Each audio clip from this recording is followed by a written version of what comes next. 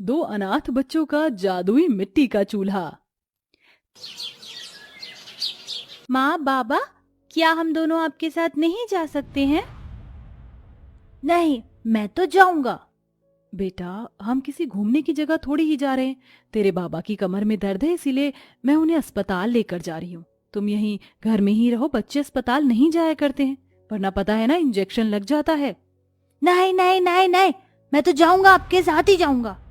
चुप हो जा सौरभ, अगर तू भी चला जाएगा तो मैं अकेली रह जाऊंगी। तू चाहता है कि तेरी दीदी अकेली रह जाए? बोल। नहीं, सौरभ बहुत अच्छा बच्चा है, वो मेरी बात जरूर मानेगा। बेटा, तुम दोनों घर का ख्याल रखना। और हाँ, मैंने खाना बना दिया है तो उसे टाइम से खा लेना। अब मैं चलती हूँ। बच्चों, अपना और घर का ख्याल रखना। और कोई भी अजनबी अगर आए तो दरवाजा मत खोलना। जी पापा। दोनों माँ बाप अपने छोटे छोटे बच्चों को समझाकर बस में अस्पताल जाने को निकल गए। अभी वो सफर कर ही रहे थे कि अचानक से पहाड़ी पर चलती हुई बस के ब्रेक फेल हो गई और वो पहाड़ी की बाउंड्री को तोड़ती हुई खाई में जा गिरी। यह हादसा बहुत ही भयानक था। दोनों बच्चों के माँ बाप भी उसी बस के साथ खाई में गिरकर मर चुके थे, लेकिन मरने के बाद भी अपने छोटे छोटे बच्चों की वजह से उन्हें मुक्ति नहीं मिली और उनकी आत्मा अपने घर का रास्ता खोजने लगी। अजी, ये क्या हो गया? हम हम अब इस दुनिया में नहीं रहे। अब हमारे बच्चों का क्या होगा? हे भगवान, ये तूने क्या किया? तूने हमारा साया हमारे बच्चों के ऊपर से इतनी जल्दी हटा दिया। मेरे तो दोनों बच्चे अभी बहुत मासूम हैं। वो अपना ख्याल कैसे रख पाएंगे? हमारे हिस्से का जितना अन्न और सांसें थी वो पूरी हो गई रमेश जी। इसीलिए अस्पताल के बहाने हमारी मौत आ रही थी। लेकिन मैं अपने बच्चों को अकेला नहीं छोड़ूंगी। कुछ और न सही तो उनके ऊपर अपनी नजर ही रख लूंगी। चलिए, हम घर चलते हैं। रमेश और माधुरी की आत्मा भटकते हुए अपने घर का रास्ता खोजने लगी। हादसे की जगह पर कुछ ही देर में मीडिया, पुलिस सभी पहुंच गई, लेकिन बस का नामो निशान का भी पता नहीं चला। जब यह खबर उड़ती उड़ती दोनों बच्चों को लगी तो वो बहुत रोए। दीदी, मुझे माँ के पास जाना है। मैं माँ के पास जाऊंगा। वो कहाँ है? भाई, हमारे माँ बाबा हमें छोड़कर चले गए। अब वो कभी नहीं आएंगे। अजी देखिए, मेरे दोनों बच्चे कैसे रो रहे हैं। मैं इन्हें अपने सीने से लगाना चाहती हूँ। माधुरी की आत्मा का अपने बच्चों को देखकर बहुत ही बुरा हाल हो रहा था। वो मां भले ही मर चुकी थी, लेकिन उसकी ममता अभी भी जिंदा थी। लेकिन बेचारी माधुरी और रमेश अपने बच्चों को अब दूर से देखने के सिवा कुछ भी नहीं कर सकते थे। ऐसे ही शोक में दोनों बच्चों ने 3-4 दिन तो गुजार दिए, लेकिन 3-4 दिन के बाद उनकी जरूरत जागने लगी। दीदी, बहुत भूख लग रही है, अब हम क्या करें? मैं नहीं जानती हूँ भाई, मुझसे तो कुछ भी बनाना भी नहीं आता। पता नहीं हम क्या करेंगे। चलो ना दीदी, हम पड़ोस वाली आंटी जी से खाना मांगने चलते हैं। क्या? खाना? नन्ही पिंकी का दिमाग सोचने लगा, लेकिन उसकी समझ में कुछ और नहीं आया और वो दोनों ही भाई बहन अपने पड़ोसी से खाना मांगने निकल गई। उनके साथ में उनके माँ बाप का साया भी चल रहा था। आंटी जी, मेरा भाई और मैं भूखे हैं, हमें कुछ खाने को दे दो ना। अरे जा जा हाई बड़ी, मेरे घर से फालतू राशन नहीं आता है। मेरे बच्चे भी हैं, मैं उन्हें खिलाऊं या तुम्हें? जाओ जाकर किसी चौराहे पर भीख मांगो। वैसे भी तुम्हारे माँ बाप तो मर गए हैं, तो सारी जिंदगी तुम्हें कोई करके नहीं खिलाएगा। ऐसे बोलकर उस पत्थर दिल औरत ने मासूम बच्चों के मुंह पर ही दरवाजा बंद कर दिया।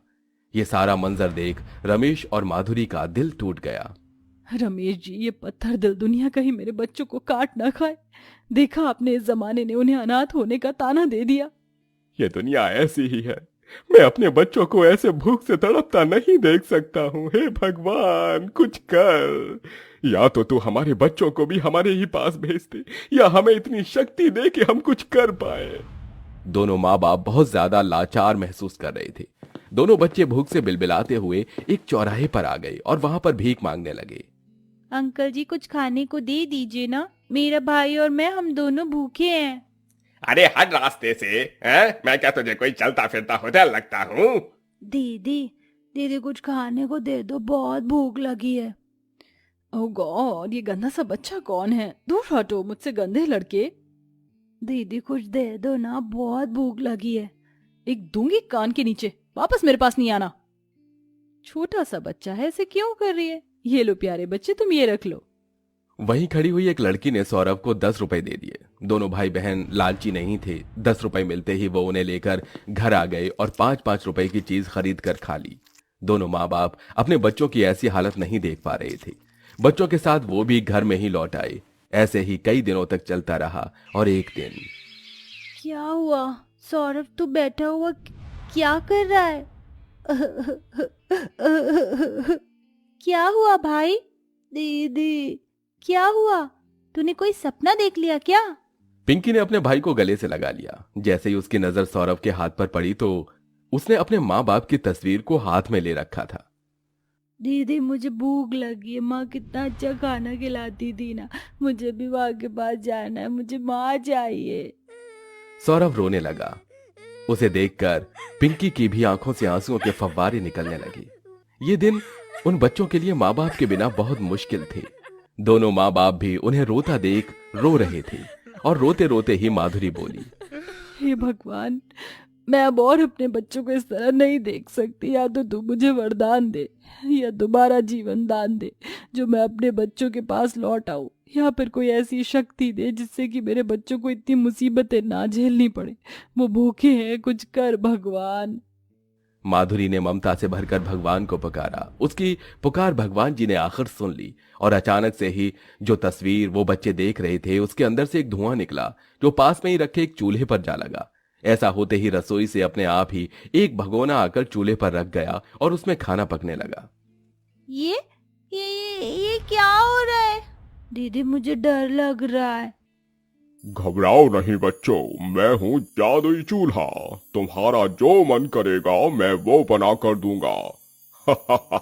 चलो बताओ तुम्हें क्या खाओगे? दोनों बच्चे छोटे ही थे। उन्हें यह सब कुछ ज्यादा अजीब नहीं लगा, बल्कि वो तो चूल्हे को देखकर काफी खुश हो गए। प्यारे चूल्हे, मुझे बहुत जोरों से भूख लगी, तुम अच्छी अच्छी चीजें बना दो ना, बहुत सारी, जो मैं और दीदी खा पाए। अभी लो। चूल्हे ने खुद से ही एक एक करके पकवान बनाने शुरू कर दिए और चूल्हे के पास पास पकवानों का ढेर लग गया। दोनों अनाथ बच्चों ने उस रात भर पेट स्वादिष्ट खाना खाया। उन्हें खुश देखकर दोनों माँ बाप का चेहरा भी खिल रहा था। अजी देखिए ना, हमारे बच्चे कितने खुश हैं। इनका पेट भर जाने से कितना सुकून मिल रहा है ना। दोनों बच्चे खाना खाकर सो गए।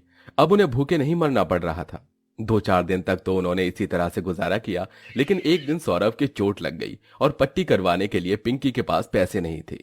भाई अभी तो तू तेल वाली कत्तरी बनवा ले, मेरे पास पैसे नहीं है। दीदी पैसा कैसे आता है? काम करने से, जैसे बाबा करते थे बिरयानी बेचने का काम। दीदी चलो ना, हम भी बाबा की तरह बिरयानी बेचेंगे। सौरभ ने यह नादानी में कहा, लेकिन तूने सही कहा सौरभ, हम बिरयानी बेच सकते हैं। हम जादुई चूल्हे से बिरयानी मांग कर चल उसे बेचने चलते हैं, फिर हमारे पास भी पैसे आ जाएंगे। हाँ दीदी चलो, मजा आएगा। सौरभ और पिंकी ने जादुई चूल्हे से बिरयानी मांगी। मुझे बहुत ही स्वादिष्ट बिरयानी दो। अभी देता हूँ। अचानक ही एक रोशनी चमकी और चूल्हे ने एक बर्तन भरकर बिरयानी बना दी, जिसको पिंकी और सौरभ अपने दरवाजे पर ही लेकर बैठ गए। बिरयानी ले लो, बिरयानी। पिंकी ऐसे ही आवाज लगाती रही। कुछ देर बाद उन बच्चों से 2 या 4 लोगों ने बिरयानी खरीदी। अरे वाह बच्चों, इतनी कम उम्र में तुम काम कर रहे हो। लाओ मुझे एक प्लेट बिरयानी दो। पटले नहीं, प्लेट अभी देती हूँ। दोनों बच्चों ने मिलकर बिरयानी बेची और शाम तक उनके पास 50 रुपए जुड़ गए। शाम को उन्होंने चूल्हे से खाना मांगकर अपना भी पेट भरा। रोजाना ऐसे ही सिलसिला जारी था कि एक दिन दोनों बच्चों के पास एक जोड़ा आया। उनके साथ गांव का मुखिया भी था। हाँ जी, आ जाइए, यही बच्चे हैं। आप कौन है? डरो नहीं बच्चों, हम तुम्हें यहाँ अडॉप्ट करने आए हैं। इतनी सी उम्र में ये जिंदगी तुम्हारे सामने पहाड़ की तरह खड़ी हुई है, लेकिन तुम घबराओ नहीं। हम तुम्हें पढ़ाएंगे, लिखाएंगे और तुम्हारा बिल्कुल अपने बच्चों की तरह ख्याल रखेंगे। चलो हमारे साथ चलो। ये दोनों ही इंसान भले थे। वो बच्चों को किसी तरह अपने साथ ले गए। उन्होंने उन्हें घर ले जाकर खाना खिलाया और बहुत प्यार किया। रात को पिंकी को सपना आया जिसमें उसके माँ बाप थे। पिंकी बेटा, देखो भगवान ने तुम्हें दोबारा माँ बाप का सुख दिया है, इसीलिए उनकी कदर करना। यूं समझो कि तुम्हें अलग शक्ल में अपने माँ बाप ही वापस मिल गए। घबराना नहीं, हम भी तुम्हारे साथ ही हैं। ऐसे बोलकर दोनों माँ बाप गायब हो गए। पिंकी के सपने में आकर वो संदेश दे चुके थे। दोनों बच्चों ने उन्हें ही अपना माँ बाप मान लिया और उन्हीं के साथ खुशी खुशी रहने लगे। दोनों मरे हुए माँ बाप की आत्मा भी अब शांत हो चुकी थी और उनके साथ ही चूल्हे का जादू भी चला गया था।